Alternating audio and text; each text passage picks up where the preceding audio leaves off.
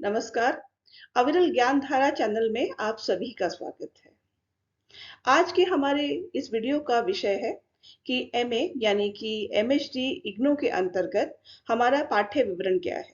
यानी प्रथम वर्ष के अंतर्गत हमें कौन कौन से पेपर देने होते हैं और फिर दूसरे वर्ष में आकर हमारे पास कौन कौन से ऐसे प्रश्न पत्र हैं जो अनिवार्य होते हैं और ऐसे कौन कौन से प्रश्न पत्र हैं जो हमें विकल्प के रूप में प्राप्त होते हैं।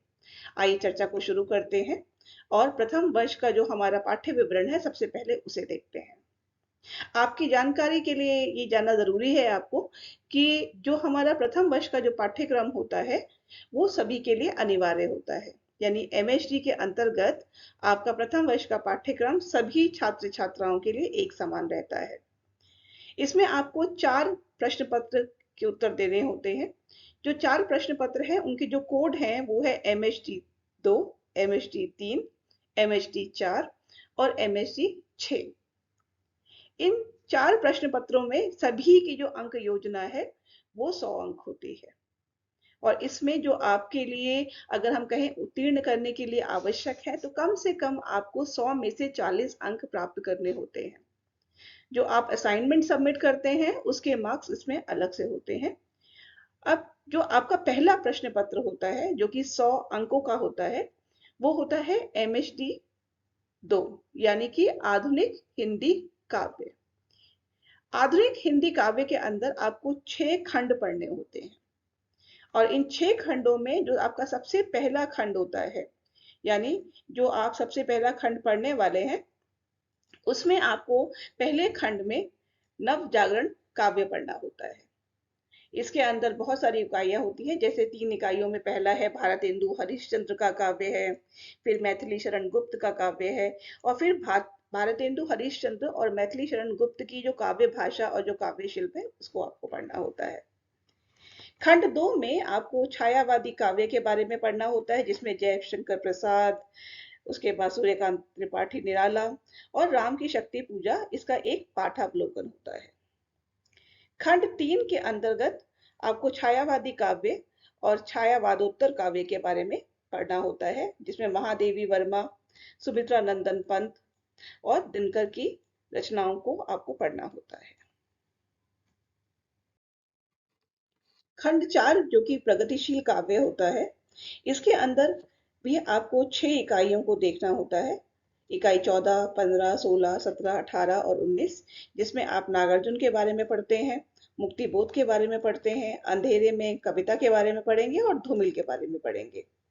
खंड 5 नई कविता 1 जिसके के अंदर ये के बारे में आपको पढ़ना है, शमशेर के काव्य की विचार भूमि, शमशेर का काव्य संवेदना और शिल्प है। और नई कविता 2 यानी इसके अंदर अपने समय के आर पार देखता कवि जो रघुवीर सहाय की रचना है और साथ में श्रीकांत वर्मा और उनकी कविता को पढ़ना होता है। साथ में आपके पास जो विषय रहेंगे वो है आधुनिक काव्य विविधा यानी लेखक परिचय और कविताओं का संग्रह और आधुनिक काव्य विवेचन आलोचनात्मक लेखों का संग्रह। एमएचडी 3 जो कि उपन्यास और कहानियों पर आधारित आपका ये प्रश्न पत्र होता है। इसमें प्रेमचंद की रचना गोदान ये पढ़नी होती है और इस पर आधारित कुछ प्रश्न आपसे पूछे जाते हैं। ये बहुत ही महत्वपूर्ण रहता है ये अंश। जो दूसरा खंड है वो है धरती धन्ना अपना और सूखा बरगद। इस पर आधारित कुछ प्रश्नों को उत्तर आपको हमेशा हर प्रश्न पत्र में आते ही आते हैं। मैला आंचल और बाण भट्ट की आत्मकथा ये खंड 3 का हिस्सा है जो आपको इस प्रश्न पत्र के अंदर पढ़ने होते हैं। एमएचडी 3 के अंतर्गत जो आपने 3 खंड इससे पहले देखे, अब जो चौथा खंड है वो है कहानी 1। अब कहानी 1 के अंदर आपको ठाकुर का कुआं पुरस्कार जो कि जयशंकर प्रसाद की रचना है, कुत्ते की पूंछ यशपाल की रचना है, पाजेब जो कि ज्ञानेंद्र की रचना है और रोज जो कि अज्ञे की रचना है, ये आपको कहानियां पढ़नी होंगी। और कहानी 2 में पिता जो कि ज्ञान रंजन की एक बहुत ही प्रसिद्ध रचना है, तिरिच उदय प्रकाश की एक बहुत ही महत्वपूर्ण रचना है और त्रिशंकु मनु भंडारी की जो बहुत महत्वपूर्ण रचना है ये पढ़नी होती है। और तीसरा हिस्सा यानी खंड 6 जो कहानी का तीसरा हिस्सा हम कह रहे हैं, इसके अंतर्गत आपको चीफ की दावत ये भीष्म सहानी की रचना है, कर्मनाशा की हार शिव प्रसाद सिंह, भोला राम का जीव हरिशंकर परसाई, एक दिन का मेहमान निर्मल वर्मा, सिक्का बदल गया कृष्णा सोबती और यह अंत नहीं ओम प्रकाश वाल्मीकि जी की रचना है। ये 6 खंड हैं जो आपके एमएसडी 3 के अंतर्गत आते हैं। हिंदी कहानी विविधा में लेखक परिचय कविताओं का संग्रह इसका एक हिस्सा रहेगा ही रहेगा। और हिंदी कहानी विवेचना के अंतर्गत आलोचनात्मक लेखों का संग्रह, ये आपके लिए एमएसडी 3 के अंतर्गत विषय रहेंगे। प्रथम वर्ष के अंदर आपका जो तीसरा प्रश्न पत्र होता है वो होता है एमएचडी 4। इसके अंदर आपको भी अलग अलग खंड पढ़ने होंगे। जो पहला खंड है वो है हिंदी नाटकों का और रंगमंच का, जिसमें भारतेंदु की नाट्य दृष्टि और अंधेर नगरी, आपको मालूम है अंधेर नगरी एक बहुत ही प्रसिद्ध नाटक है, अंधेर नगरी का नाट्य शिल्प। उसके बाद जयशंकर प्रसाद की नाट्य दृष्टि और स्कंदगुप्त। दूसरा खंड हिंदी नाटक और रंगमंच 2 के नाम से है और जिसमें मोहन राकेश की नाट्य सृष्टि आधे अधूरे। आधे अधूरे के बाद आपको पढ़ना होगा इसमें अंधा युग, अंधा युग के अलग अलग आयाम आपको देखने होंगे। तीसरा खंड आता है एकांकी का और नुक्कड़ नाटक का। एकांकी नाटक में तांबे के कीड़े और नुक्कड़ नाटक में औरत, ये जो खंड में इसके अंतर्गत आपको पढ़ना होता है। खंड 4, 5 और 6 के अंदर आपको गद्य साहित्य की अलग अलग विधाएं देखनी होंगी। जैसे निबंध है, निबंध में आपको धोखा, लोभ और प्रीति, कुटज, संस्कृति और जातीयता और तीसरे दर्जे का श्रेय श्रद्धे। तो ये जो रचनाएं हैं ये आपके आते हैं खंड 4 के अंदर गद्य साहित्य की अन्य विधाएं। गद्य साहित्य की जो अन्य विधाएं, इसको दूसरा जो हिस्सा है वो है खंड 5 के अंदर। रेखा चित्र होंगे जिसमें जैसे ठकुरी बाबा, संस्मरण होंगे, वसंत का अग्रदूत, जीवनी होंगी कलम का सिपाही और आत्मकथा क्या भूलूं क्या याद करूं। गद्य साहित्य की विधाएं 3, जो कि खंड 6 का हिस्सा है। इसमें यात्रा वृत्तांत होंगे किन्नर देश की ओर, रिपोर्टाज, अदम्य जीवन और साक्षात्कार यानी कि ऑक्टेविया पॉज श्रीकांत वर्मा का। हिंदी कहानी विविधा के अंदर पहले की तरह ही आपको कहानी विविधा और कहानी विवेचना ये देखनी होंगी। प्रथम वर्ष के पाठ्यक्रम में जो आखिरी पेपर होता है वो होता है एमएचडी 6 का यानी कि एमएचडी 6 का, जिसका जो विषय है वो रहता है हिंदी भाषा और साहित्य का इतिहास। इसके अंदर आपको 8 खंड पढ़ने होते हैं। 8 खंड में जो पहला है वो है हिंदी साहित्य के इतिहास की भूमिका और आदिकाल। इसका दूसरा खंड होता है भक्तिकालीन साहित्य, तीसरा होता है रीतिकालीन साहित्य और चौथा खंड होता है आधुनिक साहित्य, जिसके की विषय यहाँ पर दिए गए हैं।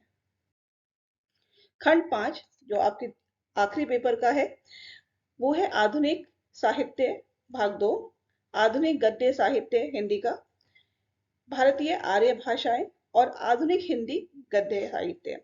तो आपके पास कुल मिलाकर 8 खंड होते हैं जो आपका प्रथम वर्ष का आखिरी पेपर यानी कि एमएसडी 6 होता है।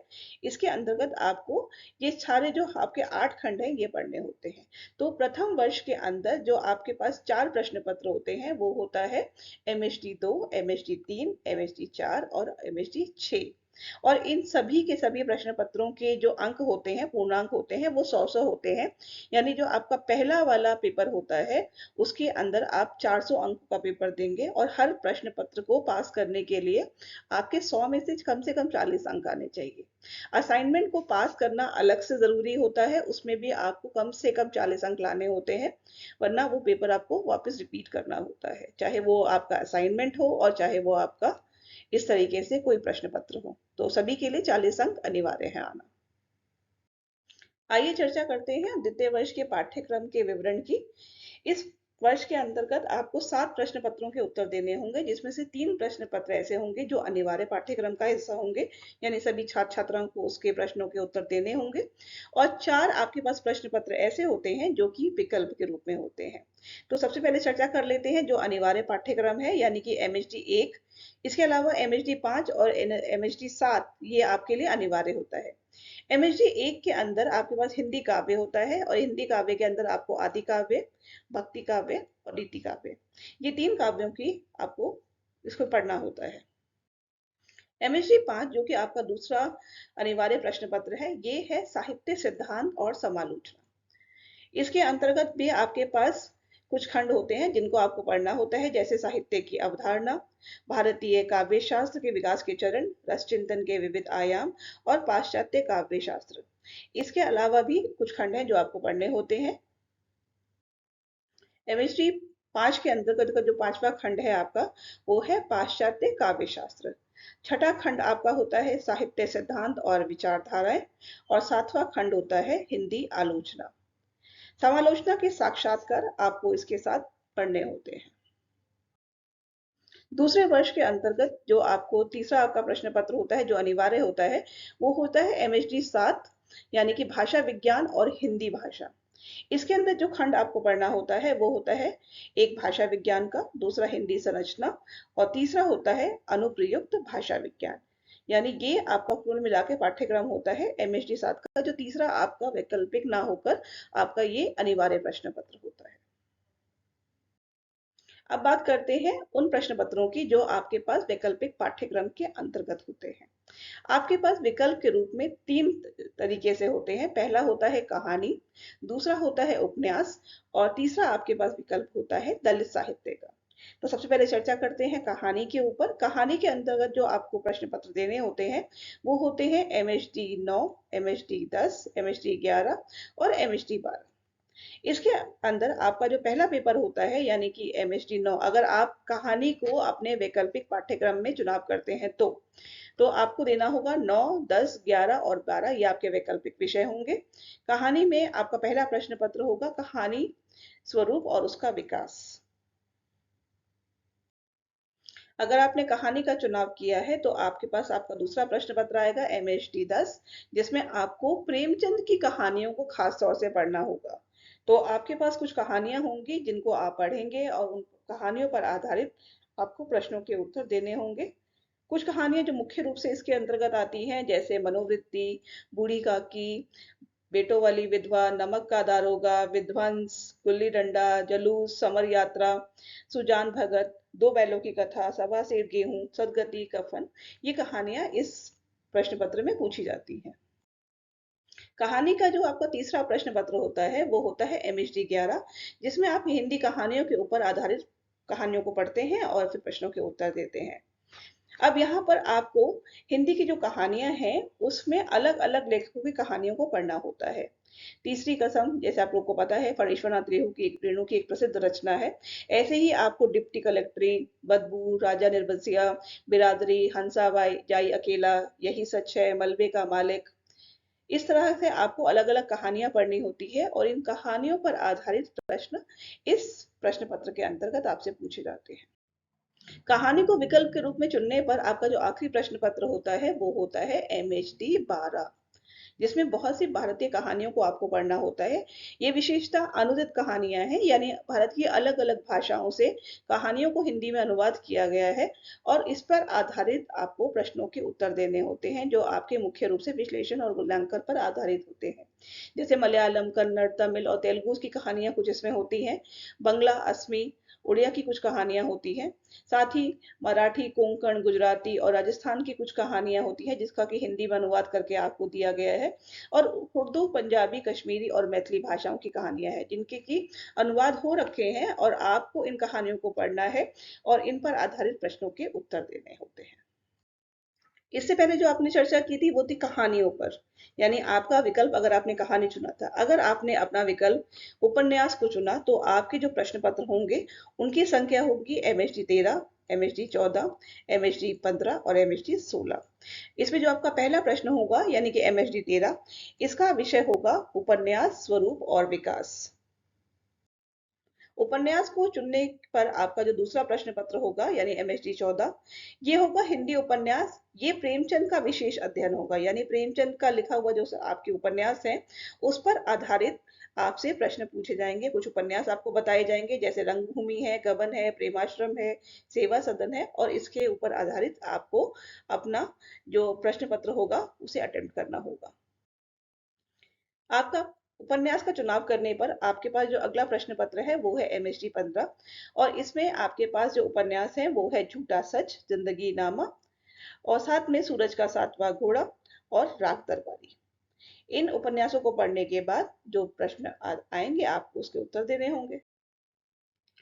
एमएचडी 16 उपन्यास का चौथा प्रश्न पत्र होता है और इसके अंतर्गत आपको अलग अलग भाषाओं के जो उपन्यास हैं जो अनुदित हैं उस पर प्रश्न पूछे जाएंगे। जैसे मलयालम का है चेम्मिन, कन्नड़ का है संस्कार, साथ में गुजराती का है मानवीनी भवाई, और बांग्ला का है जंगल के दावेदार। ये आपके पास उपन्यास है जिनका आपको अध्ययन करना होगा।